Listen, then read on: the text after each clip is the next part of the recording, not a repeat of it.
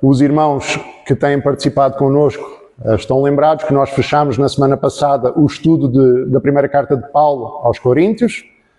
Vimos que a igreja de Corinto, a quem Paulo se dirige, era uma igreja com problemas sérios, problemas gravíssimos. Paulo ele teve que ser pesado naquilo que ele falou com a igreja. Então a primeira carta de Paulo aos Coríntios é uma carta bem pesada. E hoje nós vamos iniciar o estudo da segunda carta de Paulo aos Coríntios. Paulo escreve após essa primeira carta e vamos ver como é que Paulo se dirige à igreja, qual é o foco de Paulo à igreja de Corinto, nessa segunda carta.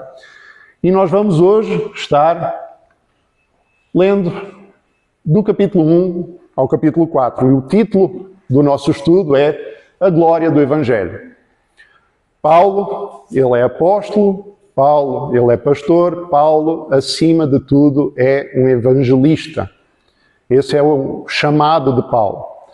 Só que esse não é o chamado apenas de Paulo. A palavra nos ensina que nós todos somos chamados a ser evangelistas. Então, quando Jesus está ainda com os primeiros discípulos, ele diz: ide, pregai o evangelho a toda a criatura. Então não foi só a um discípulo que ele falou, foi a todos. Então, hoje, o nosso foco ele vai ser do capítulo 1 ao capítulo 4 e vamos expandir versículo a versículo, vamos acompanhar aqui. Eu gosto muito de ler toda a carta, porque do mesmo jeito que quando nós escrevemos para alguém, é bom a pessoa ler toda a mensagem que nós mandamos, caso contrário alguma coisa se perde. Então Paulo, quando escreve, inspirado pelo Espírito Santo também, existe uma mensagem em toda a carta. Então nós vamos ver versículo a versículo. Se o Senhor assim permitir, vamos terminar no capítulo 4 hoje. E vamos começar então pela saudação de Paulo. Versículo 1 e 2. Paulo, apóstolo de Jesus Cristo, pela vontade de Deus, e o irmão Timóteo, à igreja de Deus que está em Corinto, e a todos os santos em toda a Acaia. Graça a vós, outros, e paz da parte de Deus, nosso Pai, e do Senhor Jesus Cristo. Eu queria focar aqui, já há alguns cultos atrás, quando tivemos o estudo da carta de Paulo a Filemon, nós tocámos neste assunto sobre graça e paz, do porquê desse tipo de saudação, mas eu queria entrar um pouco mais neste assunto de graça e paz, porque nós cumprimentamos uns aos outros tradicionalmente com isso mesmo, não é? Graça e paz, graça e paz, graça e paz. Só que muitas vezes se perde o conteúdo completo do que é que significa graça e paz. E vamos focar inicialmente aqui numa palavra, graça. E se os irmãos acham que assim, poxa, vamos focar só numa palavra, vamos contar uma coisa. Eu presenciei uma pregação há uns tempos atrás de mais de 1 hora, em que o pastor ele abriu a carta aos Romanos, primeiro versículo, e ele lê Paulo. E terminou aí, a pregação foi sobre Paulo. 1 hora sobre a vida de Paulo, conversão de Paulo, evangelho de Paulo, por aí foi. E no final da pregação ficou faltando falar coisa. Então não vamos ficar só aqui na graça, mas vamos conversar um pouco aqui a respeito de graça. De como Pedro escreve assim, a multiforme graça de Deus. Porque nós temos tendência muitas vezes a colocar a graça só num compartimento, ou a graça em outro compartimento. A graça é para salvação. Sim, a graça é para salvação. Não, a graça de Deus é que Deus ele está me abençoando nisso e naquilo. Só que vamos aqui ver mais além disso. Por exemplo, todo mundo aqui está respirando nesse momento? Diz a palavra de Deus que esse fogo que vocês deram agora, que eu estou dando enquanto falo, vem dele. Graça de Deus. Paulo diz que nele existimos, nele nos movemos, certo? Então, tudo aquilo que ocorre na nossa vida é graça. É graça de Deus. E às vezes, no momento da angústia, nós ficamos assim, onde está a graça de Deus? Meus irmãos, a graça de Deus está em Ele não aplicar a justiça dele na nossa vida. Porque se fosse a justiça de Deus, nós estaríamos todos condenados já, desde o nascimento. Então a graça de Deus, ela se manifesta nas nossas vidas em cada momento. Se estamos tendo alguma dificuldade, nós damos graças a Deus por essa tribulação, porque essa tribulação, ela nos fortalece, ela nos ajuda a termos paciência em Deus. Como nós já vimos há uns cultos atrás. A tribulação, ela produz a paciência, ela produz a esperança. Então isso é uma forma de graça. Quando nós estamos confortando algum irmão, e nós vamos ver isso mais à frente, mas esse irmão, ele está recebendo uma medida de graça de Deus através das nossas vidas. Então a graça de Deus, ela não se resume, ela culmina naquilo que é a nossa salvação.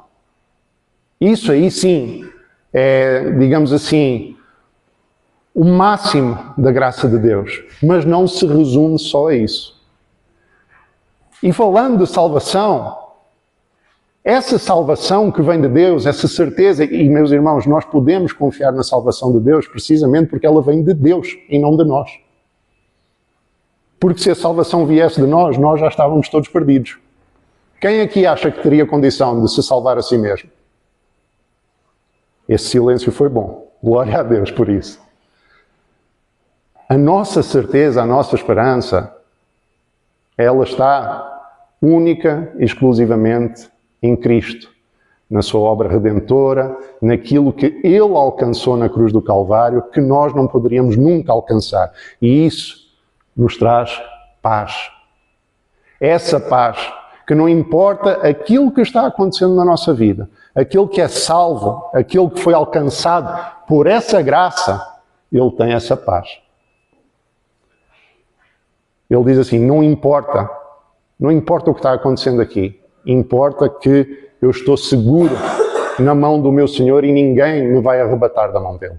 Isso é paz. E é isso que Paulo, quando cumprimenta os irmãos, ele quer lembrar os irmãos disso aí. Assim, graça de Deus, a graça de Deus que está todo dia sobre as vossas vidas, que ela continue sobre as vossas vidas a cada momento e que a paz que essa graça traz, que ela esteja sobre as vossas vidas.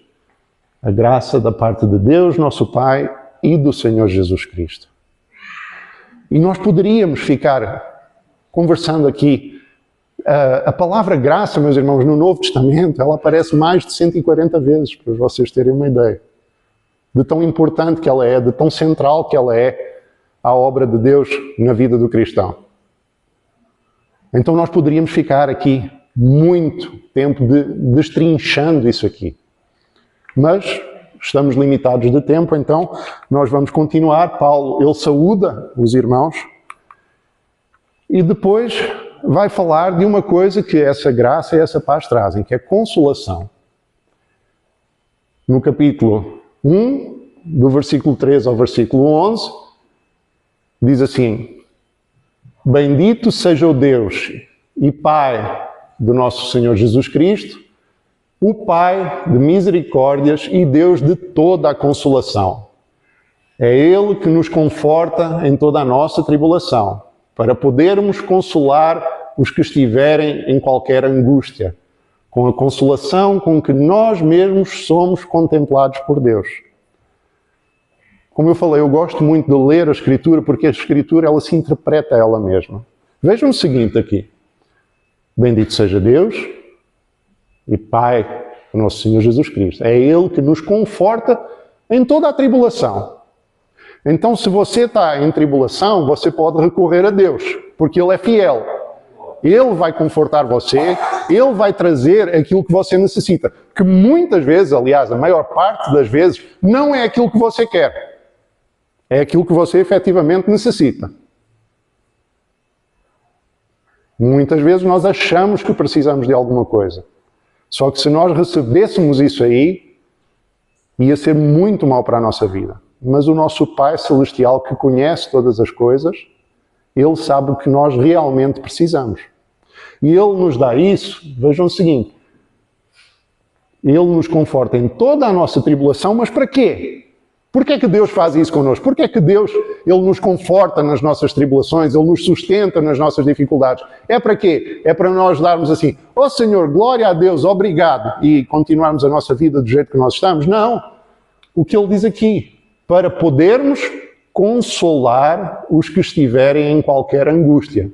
Veja que você é trabalhado na tribulação, você é aperfeiçoado na tribulação, você é consolado na tribulação e Deus te dá socorro na tribulação para que você possa ser socorro de outras vidas também. Não é para ficar de braços cruzados. Não. Muito pelo contrário, a vida do cristão é uma vida de se dar aos outros, de estimar os outros melhores do que a si mesmo. Que foi o que Cristo fez na cruz do Calvário, apesar de ser Deus. Ele se deu, se entregou por mim, por você, por todos aqueles que Ele comprou com o seu sangue. E é para isso que nós somos chamados. Porque nós somos usados para consolar os que estão em qualquer angústia. Com qual consolação? Com a consolação com que nós mesmos somos contemplados por Deus. Então essa consolação que Ele te deu é para você transmitir aos outros também. E continua aqui. Porque assim como os sofrimentos de Cristo se manifestam em grande medida a nosso favor, ou seja, Cristo sofre a nosso favor, foi o que nós conversámos aqui, o que Ele fez por nós, também a nossa consolação transborda por meio de Cristo. Meus irmãos, transbordar é estar mais do que cheio, é não conseguir conter aquilo que está sendo derramado. Então, a nossa consolação, ela transborda por meio de Cristo. Ela alcança outras vidas, essa consolação. É muito preocupante se você vê um irmão que está angustiado e você não consegue dar a mão a esse irmão. É preocupante. Porque isso aí mostra que o fruto do Espírito Santo na sua vida não está brotando, não está florescendo. Então, a consolação que vem por meio de Cristo, ela transborda nas nossas vidas, ela é manifesta. Nós não temos como ficar sem transmitir essa consolação. Mas se somos atribulados, é para o vosso conforto e salvação. Se somos confortados, é também para o vosso conforto, o qual se torna eficaz, suportando vós com paciência os mesmos sofrimentos que nós também padecemos. Vejam aqui, o apóstolo Paulo está falando o seguinte, olha, se eu estou passando por tribulação, você que está na igreja, você está passando por tribulação comigo. Está falando isso aos Coríntios. Se vocês passam por tribulação, eu passo junto também. É corpo. É corpo. Não é um sofrendo e o outro assim, não é comigo. Não. Se somos atribulados, é para o vosso conforto e salvação. Porquê? Porque pelo testemunho da vida daquele que está sendo atribulado e que Deus vai confortá-lo, vidas vão ser alcançadas. Se você está sendo atribulado, se você está passando por dificuldade, saiba o seguinte, que o testemunho do que Deus faz na sua vida, Ele vai salvar vidas. Muitas vezes, a pessoa não vai ter contacto nenhum com o Evangelho a não ser você. Muitas vezes.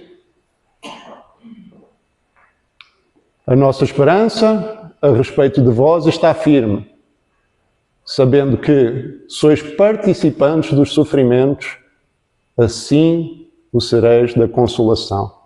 Irmão, se você participa do sofrimento do seu irmão, você vai participar também da consolação que ele vai receber. Essa bênção não vai ficar guardada só para ele. Você vai ver o testemunho da consolação que você levou na vida do teu irmão e a tua vida, a minha vida, ela vai ser edificada por isso. Nós vamos glorificar em conjunto a Deus por essa consolação que Deus trouxe à vida dessa vida, desse irmão que estava passando por alguma dificuldade, mas veio a consolação de Deus.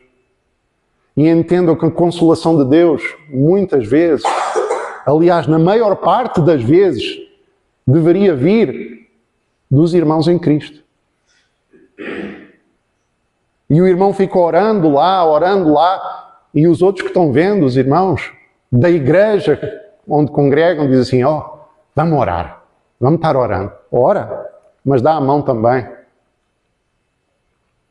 Diz a palavra de Deus, se alguém está passando frio, de que é que adianta nós estarmos virando para ele assim, olha, isso, acalenta-te, não passa frio mais não, sem dar aquilo que é necessário para o irmão se conseguir aquecer. Então, ser participante da tribulação de um irmão na fé não é só orar por ele. Isso é importante, isso é possivelmente o mais importante. Mas ora também para o Senhor te poder usar em favor daquele irmão.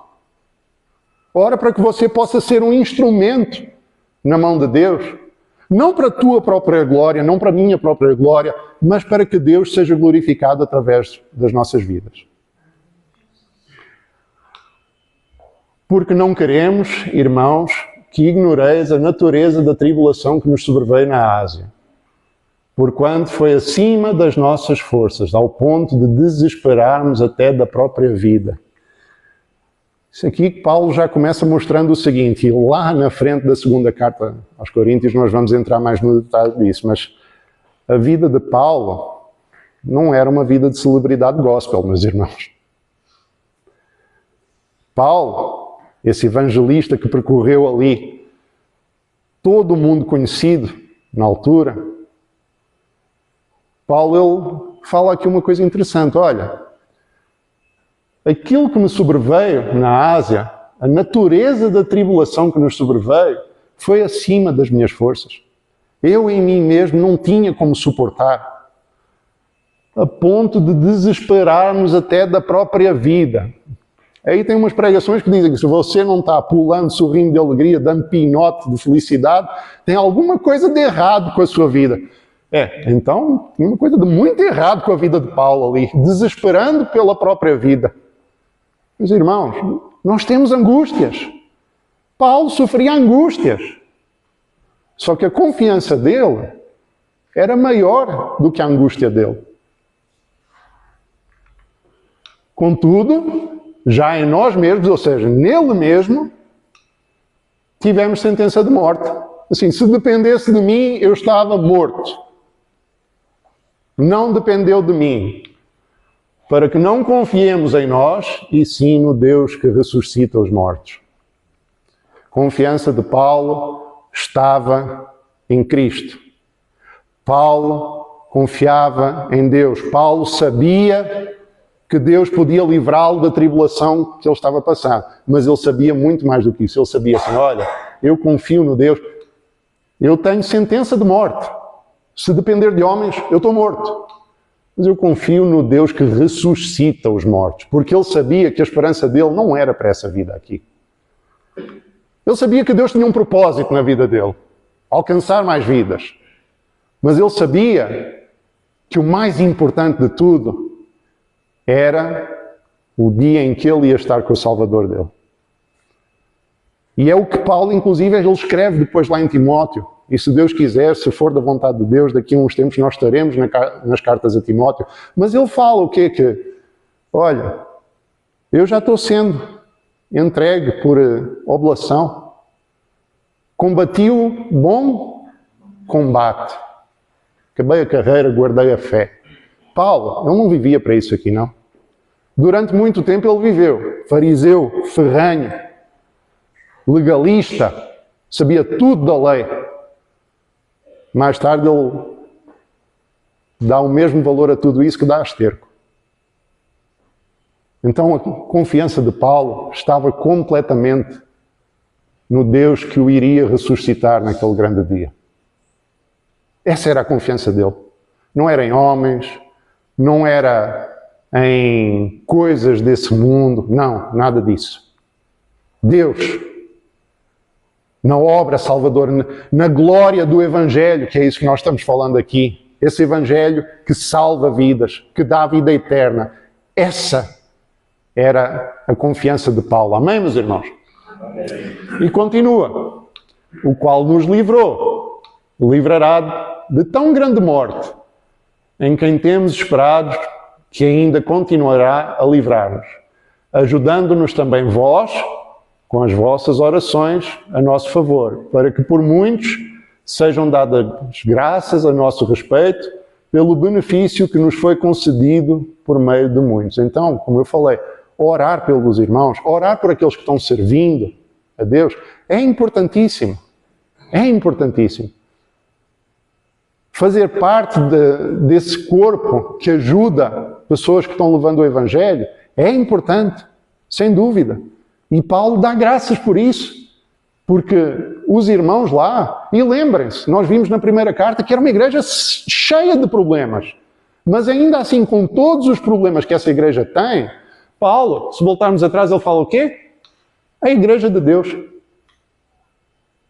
Assim, e igreja de Deus? Mas nós lemos lá na outra carta que eles estavam a 2 cabelos de deixarem de ser gente, de tão desorientados que estavam.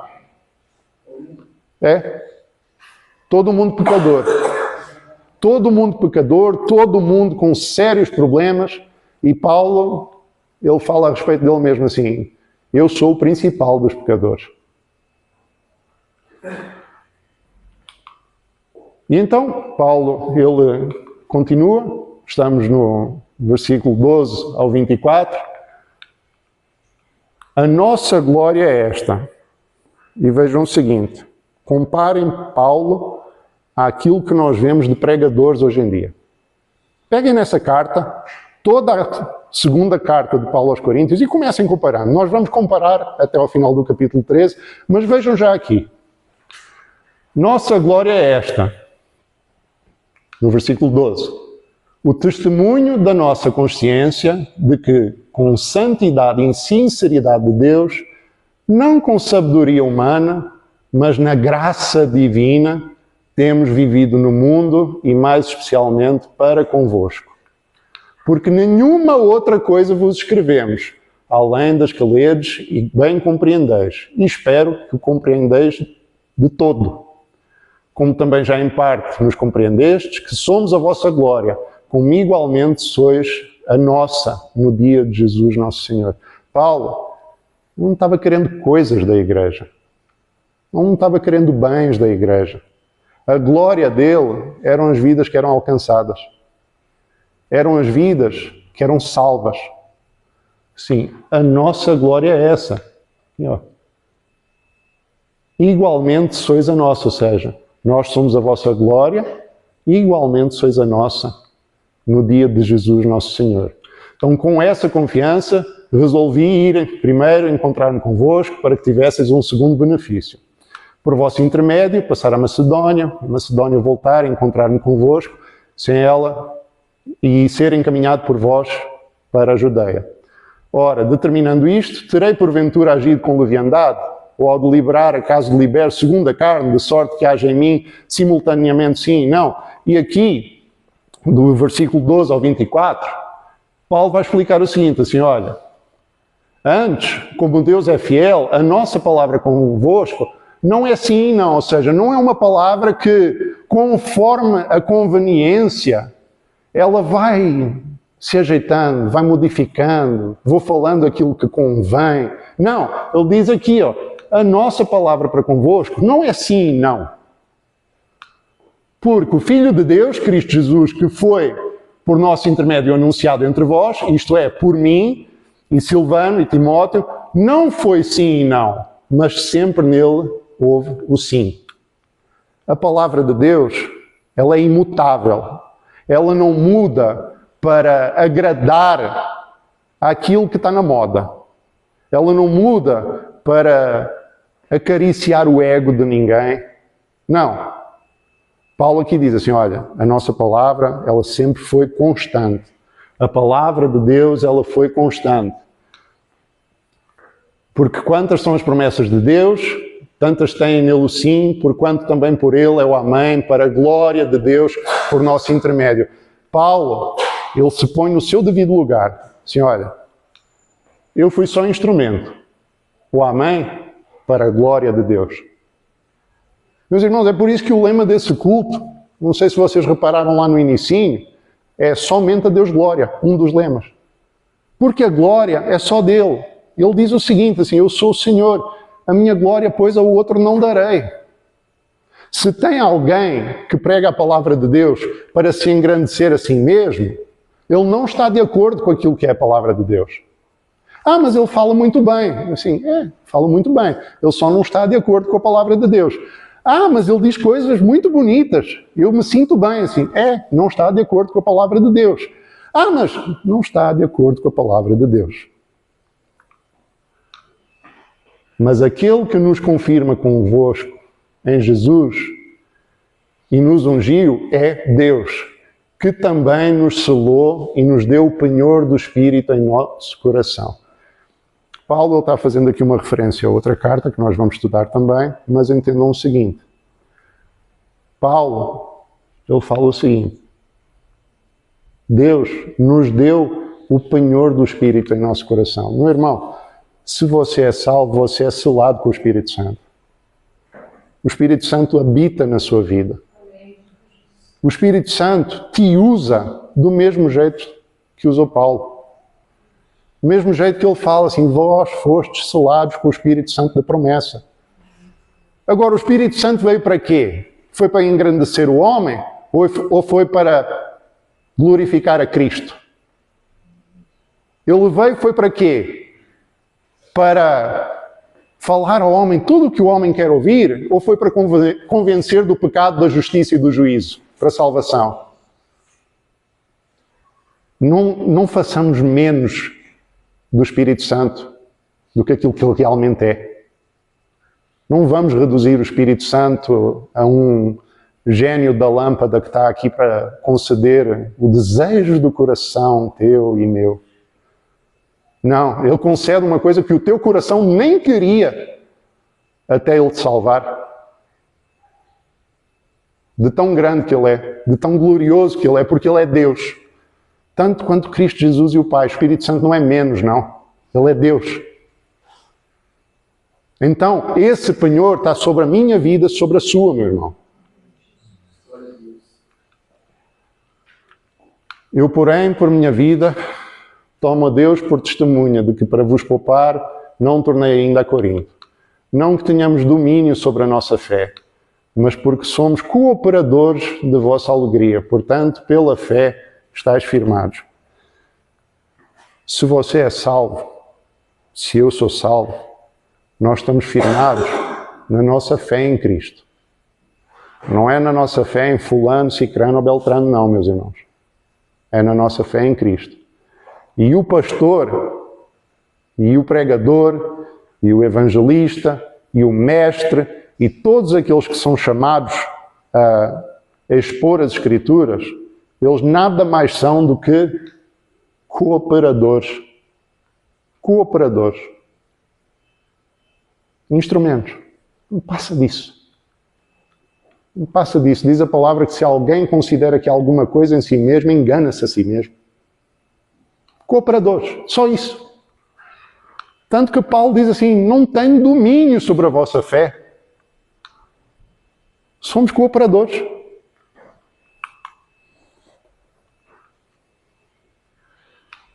Passamos para o capítulo 2 e nós vemos o seguinte. Vocês lembram, nos estudos anteriores, que a igreja em Corinto ela passava por sérios problemas de disciplina.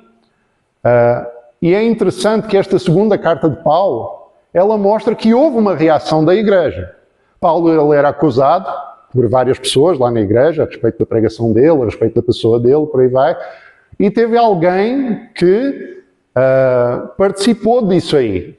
E a igreja, ela disciplinou essa pessoa. E lembrem-se que nós estamos falando aqui da glória do Evangelho, certo? E nós já vimos que Paulo, ele não está minimamente preocupado em receber glória, em receber aplausos, em receber reconhecimento. Ele está preocupado com uma coisa, com a igreja. Ele está preocupado com o Evangelho que está sendo pregado. Ele está preocupado com a doutrina que está sendo pregada.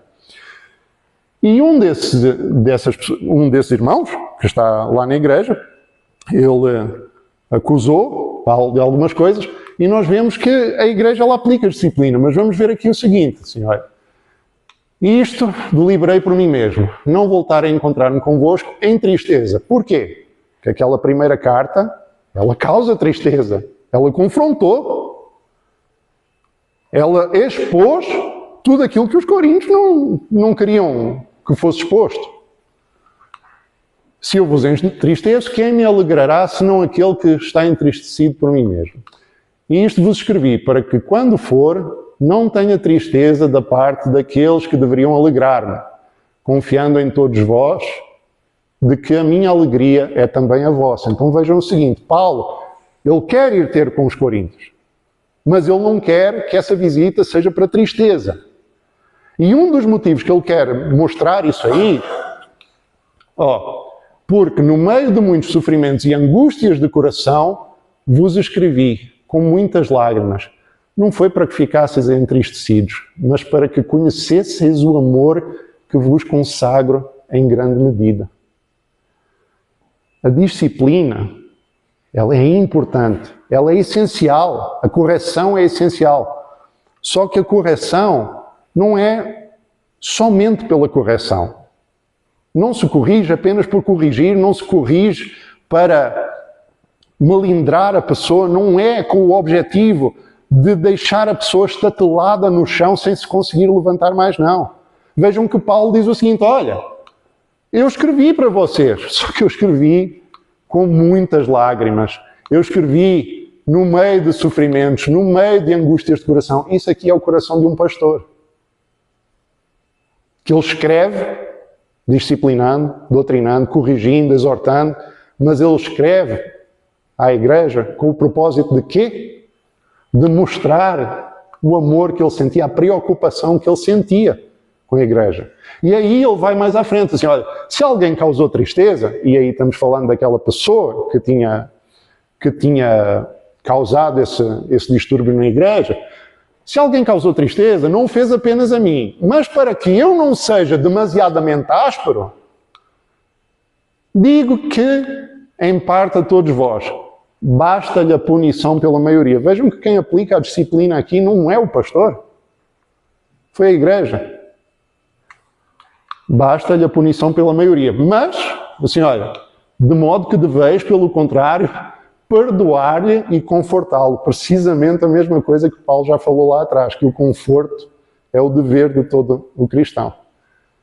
Então, nós somos chamados a corrigir? Sim ou não? Sim? Somos chamados a corrigir. Só que somos chamados a quê? A perdoar e a confortar. No momento que o irmão mostra arrependimento, gente, não pensem que vocês, que eu, que somos melhores do que esse irmão. Não somos. Nós somos alcançados por aquilo que nós falamos, graça. Então, no momento que o irmão mostrar arrependimento, perdoem, confortem, para que o mesmo não seja o quê? Consumido por excessiva tristeza. Meus irmãos, ser disciplinado dói. Receber disciplina, receber correção dói. E se a pessoa depois mostra arrependimento e ela não é confortada assim, olha, amém, meu irmão. Glória a Deus pelo teu arrependimento, glória a Deus pela tua mudança. Se a pessoa ainda é colocada lá no canto e diz assim, olha, não, agora você vai ficar aí até a gente querer. A pessoa ela é consumida por tristeza. Ela é consumida por amargura. E nós somos ensinados a fazer precisamente o oposto. Perdoar, confortar, pelo que vos rogo, que confirmeis para com ele o vosso amor.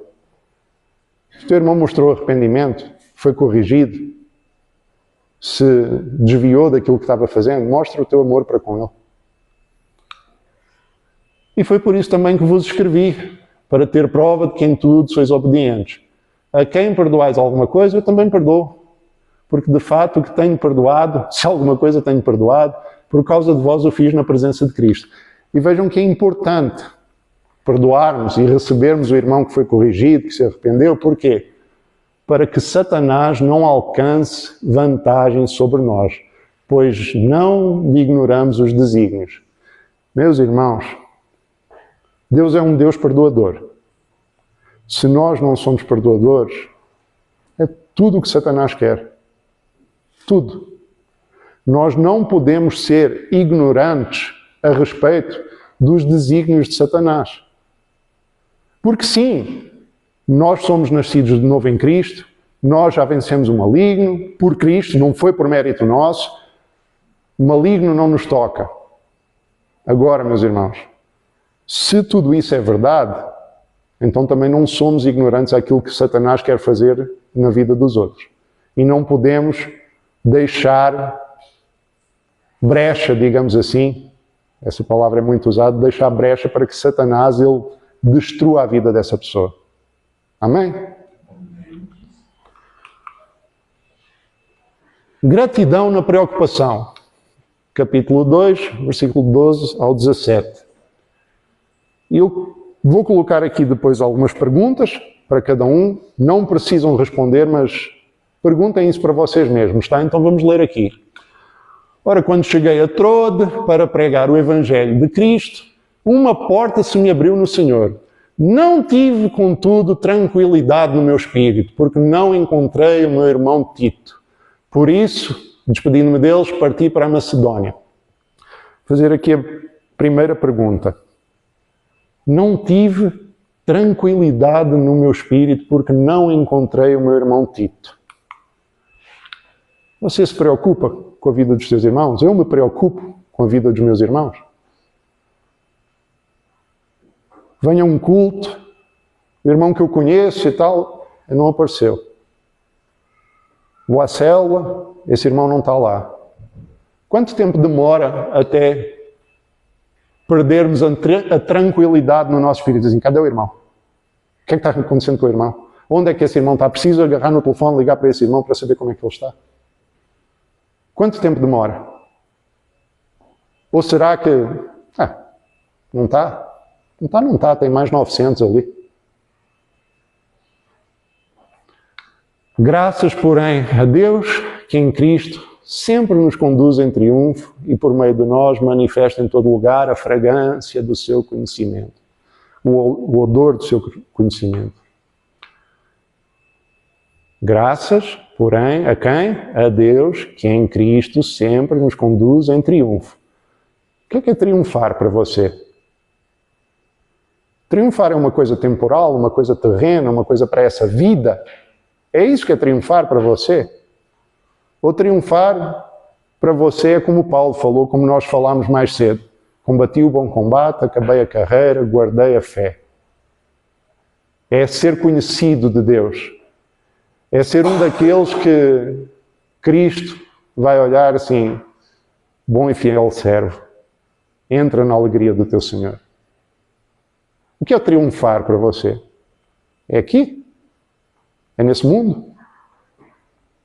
Ou é triunfar em Cristo? É Ele que te traz o triunfo? Ou são homens?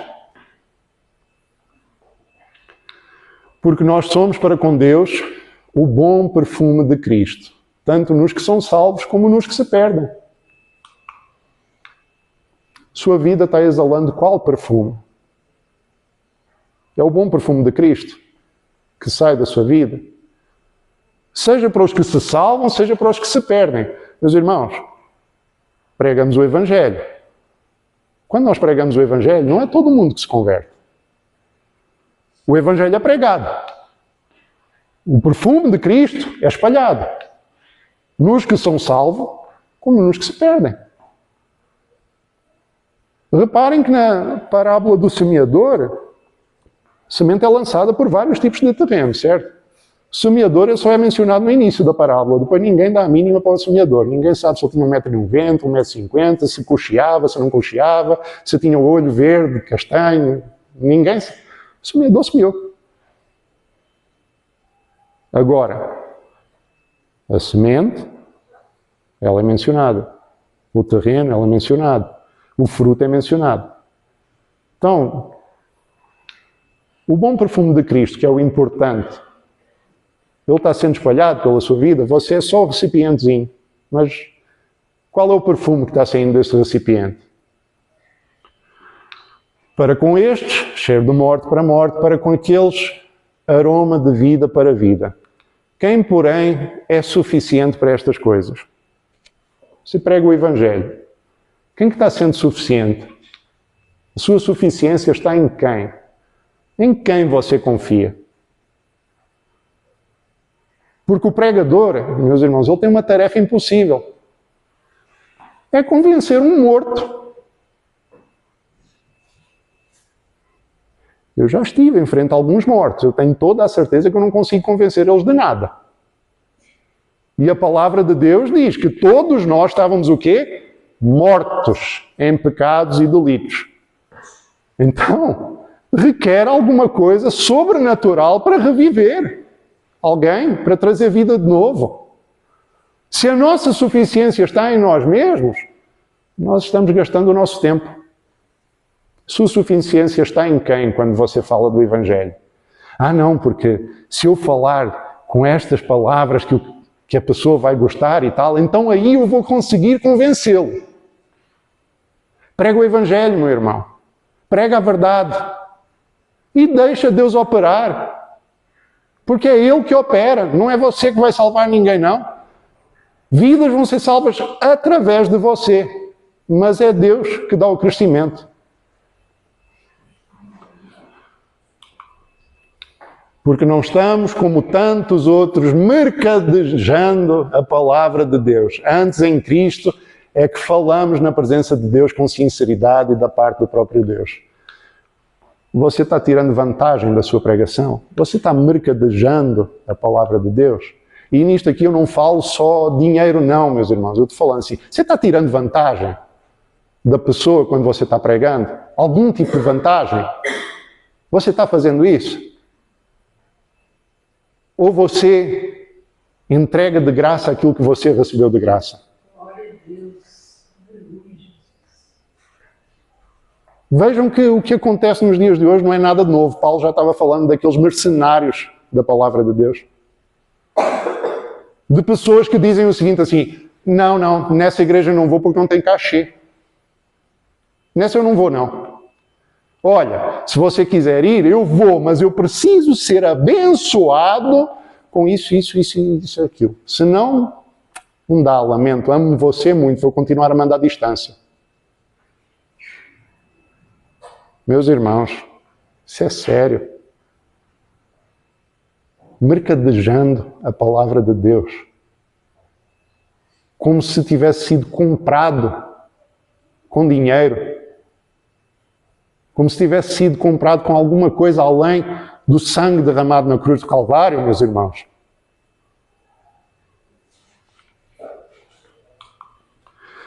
Capítulo 3. Faltam 15 minutos, eu vou tentar ser um pouco mais sucinto. Ainda temos o capítulo 3 e o 4. Uma glória maior.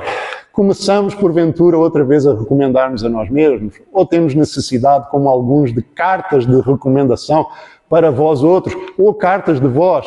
Vós sois a nossa carta, escrita em nosso coração, conhecida e lida por todos os homens. Meus irmãos, o pregador, o evangelista que realmente serve a Deus, ele não está preocupado com a recomendação de homens, não.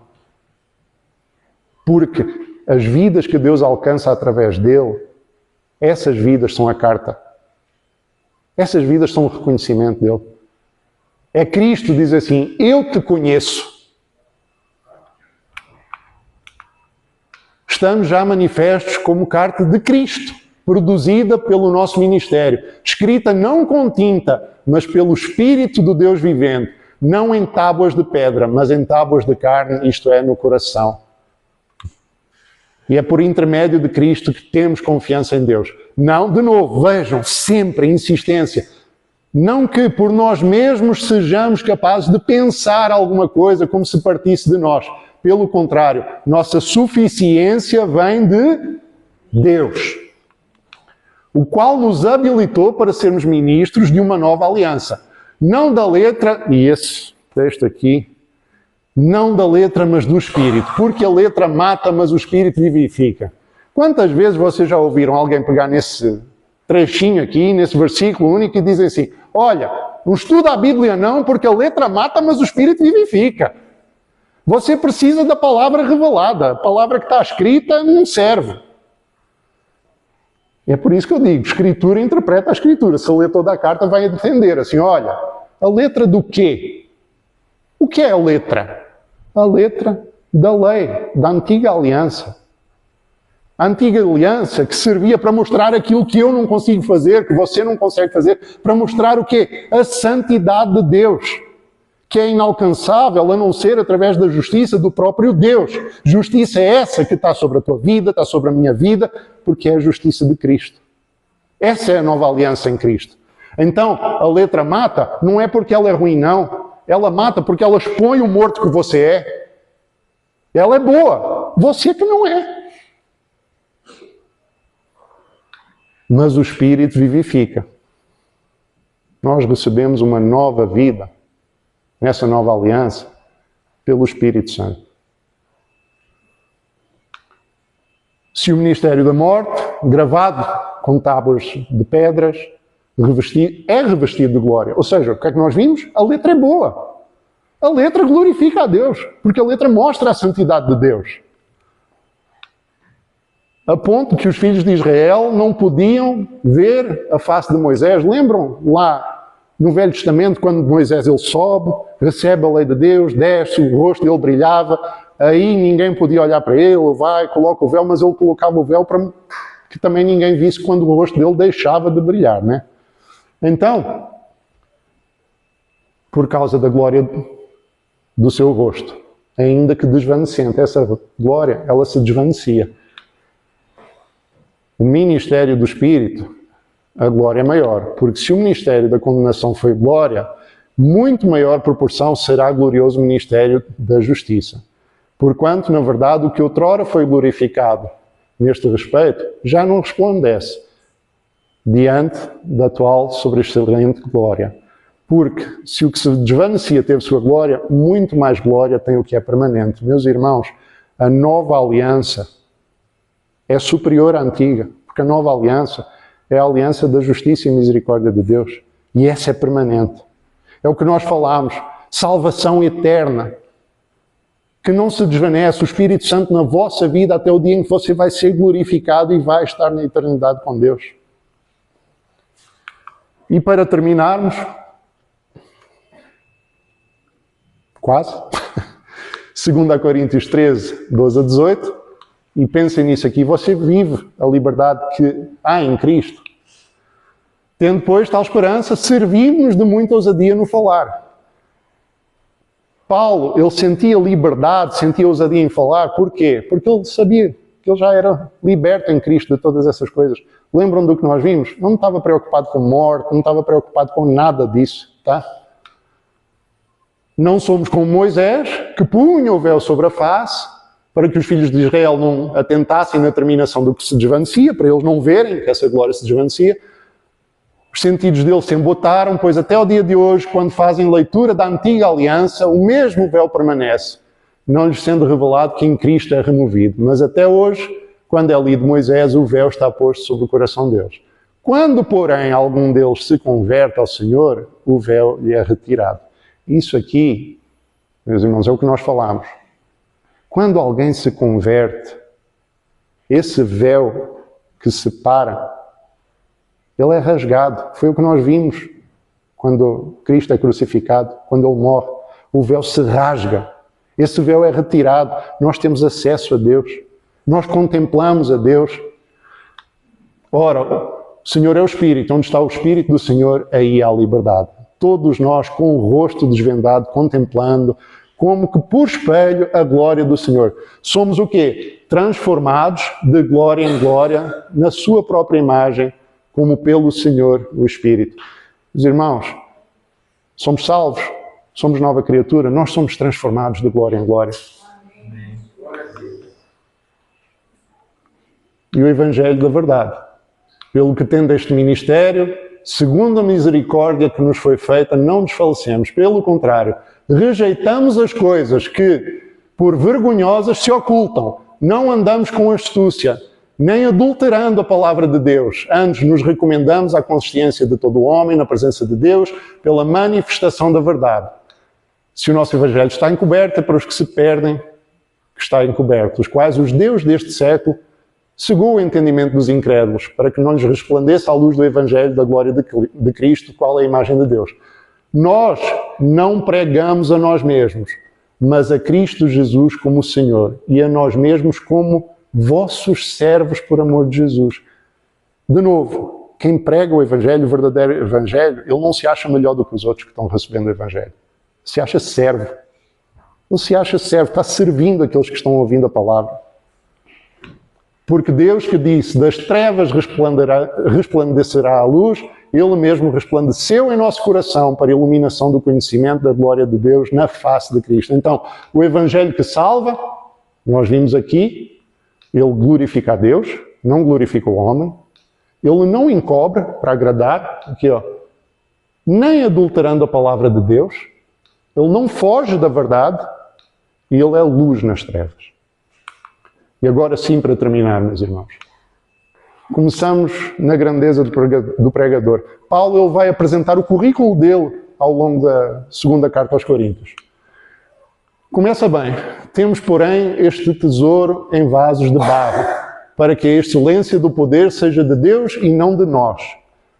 Vasos de barro, meus irmãos, não é aquele vaso bonito de barro que você tem em sua casa lá com a plantinha, não.